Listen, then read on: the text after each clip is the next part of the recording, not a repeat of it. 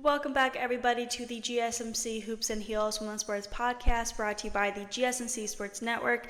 My name is Samantha Genzer, and I am your guys' show host. We just got done talking about the gymnastics Olympic trials, specifically the alternates, and now we're going to talk about soccer. So there's a lot going on with the NWSL, and we're going to cover a couple of things. One, Kansas City Current sets NWSL record with 17-game unbeaten streak. 2, the Utah Royal fires Coach Amy Rodriguez as part of organizational shakeup. And 3, the North Carolina Courage struggles and has success with its growth. So starting with the good news here, the Kansas City Current set a new NWSL record. Geez, I cannot speak. Friday with a 2-0 victory over the Houston Dash at the CPKC Stadium, marking the Current's 17th consecutive game without a loss. This is the longest unbeaten streak in the league's 11-year history. Kansas City entered the match tied for the record with the 2014 Seattle Reign FC, who went the first 16 games of that season unbeaten. Kansas City's current streak dates to 2023. The Current are unbeaten through 15 games this season and sit atop the NWSL table. On Friday, Current forward Temwa Chawinga scored twice late, giving her an NWSL leading 11 goals this season.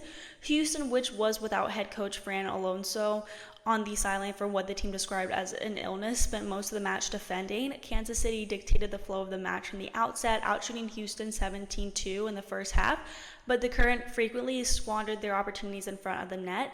Chawinga broke the deadlock in the 77th minute, pouncing on a scuff back pass from Houston defender Tarciane. 2 minutes later, Tarciane's errant back pass in Kansas City's half of the field put Chawinga in alone on goal, and Chawinga calmly dribbled around Dash goalkeeper Jane Campbell to tap the ball into the net. The goal was Chawinga's 11th of the season, putting her in the lead for the NWSL Golden Boot. Under former United States women's national team head coach Vlatko Andonovski, Kansas City has now scored 39 goals this season, 10 more than the next highest scoring team. 17 different players have scored for the Current this season, an NWSL record. Oh my goodness, this last name is very hard for me to pronounce, and I'm so sorry if I'm butchering this last name. Andonovski said after the game, quote, very happy. You can't be successful if you think that you're going to score 5 goals every game. You can't be successful if you don't win 1-0, if you don't score in the 90th minute, if you don't score in the first couple minutes. All these little things are part of the process of building a successful team. Sometimes you even have to be the worst team on the field or not the better team and win games. That's also part of being a successful team. Sometimes you got to get lucky and win games, unquote. Orlando is also unbeaten this season through 14 games. The Orlando Pride travels to Los Angeles to face Angel City on Sunday, and they could have pulled level on points with Kansas City again with a victory. The July 6th match in Kansas City would be the first NWSL game to feature a clash of 2 unbeaten teams this late in the season.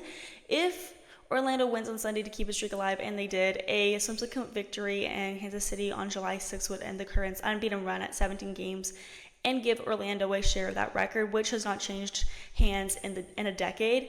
The 2014 Reign side won the NWSL Shield, but lost in the NWSL Championship to an FC Kansas City team coached by Andonovski.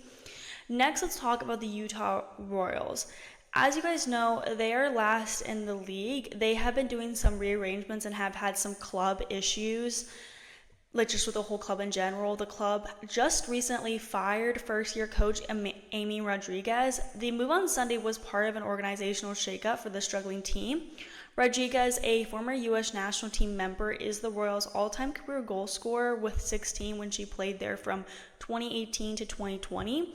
Along with Rodriguez, the Royals released goalkeeper coach Maryse Bard-Martel and said the team president Michelle Hyncik is moving into the new legal role with the Blitzer family office.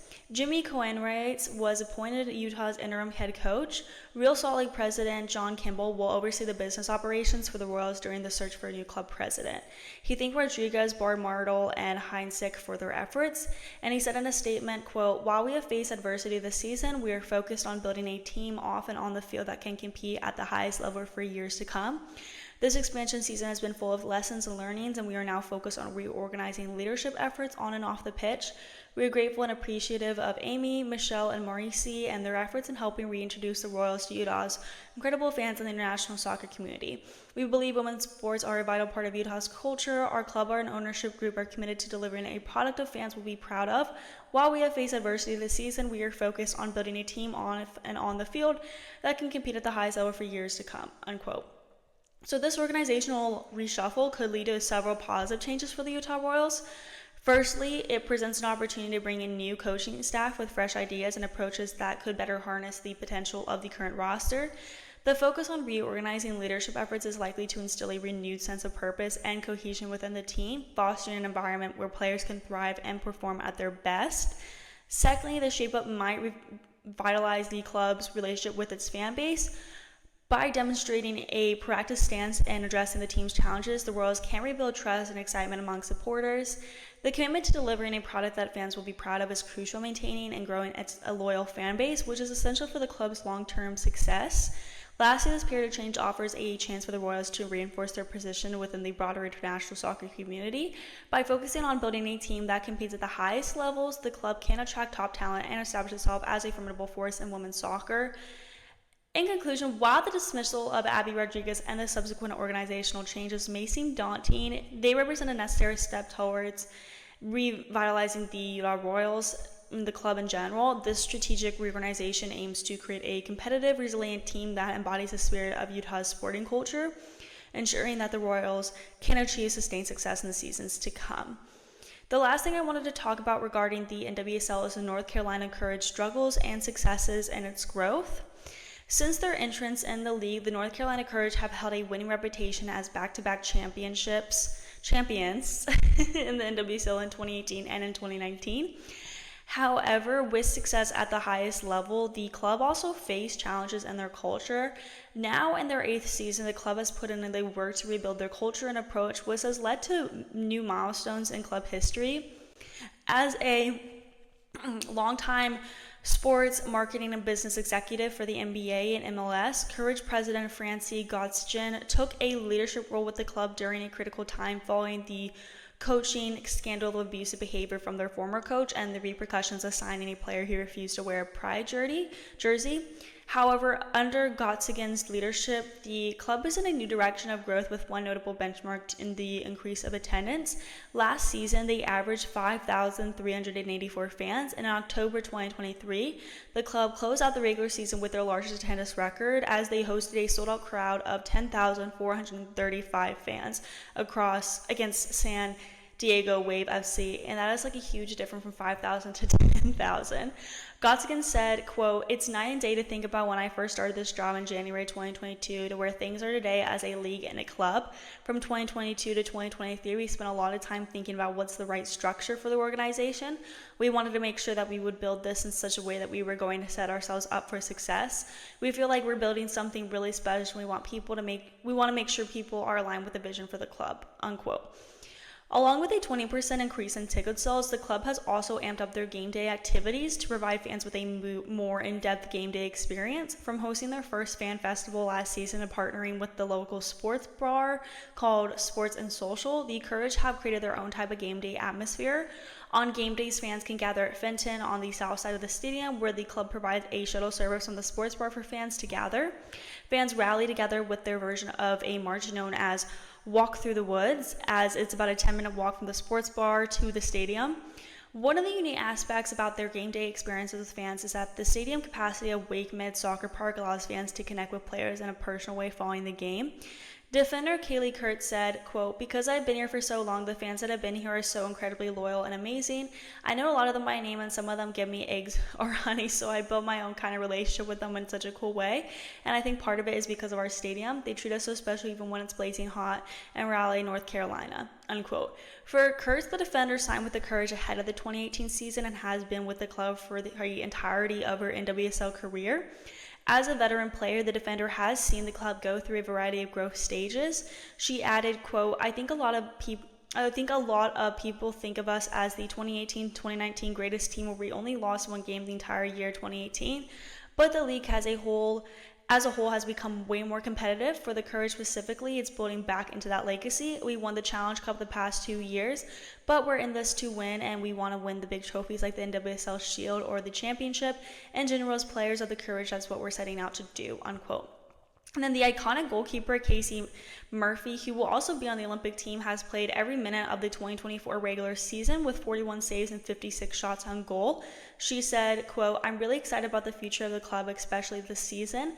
We've had a lot of great performances and a little bit of a lull, but I feel like it's in those times where we're able to find out who we really are and what we're really capable of. I really believe that it's going to be a great season and that we're going to end it really strong, and that momentum is going to take us into next season and to keep fighting for a shield and championships," unquote. So that concludes our segment on some NWSL updates. Now we're going to move into our next segment where we talk about the full track and field roster for Team USA. Before we race into that, no pun intended, we're going to be taking a very short break, so I will see you guys very soon. Looking for your daily fix of sports talk without having to pay for it? GSMC Sports Network is available on YouTube. Just search GSMC Sports Network. Get your fix of daily sports talk shows on YouTube, absolutely free. NFL, college football, NBA, MLB, MMA, UFC, fantasy football, and so much more. GSMC Sports Network has shows running all day long, with new sports shows starting every 2 hours. Just like on your favorite cable sports channel, except GSMC Sports Network is absolutely free. Just search GSMC Sports Network on YouTube to catch one of your new favorite shows, like the GSMC College Football Podcast, Chip Shot Football Podcast, Hoops and Heels Women's Sports Podcast, GSMC Basketball Podcast, and so many more. Check it out for yourself. GSMC Sports Network, now available on YouTube absolutely free.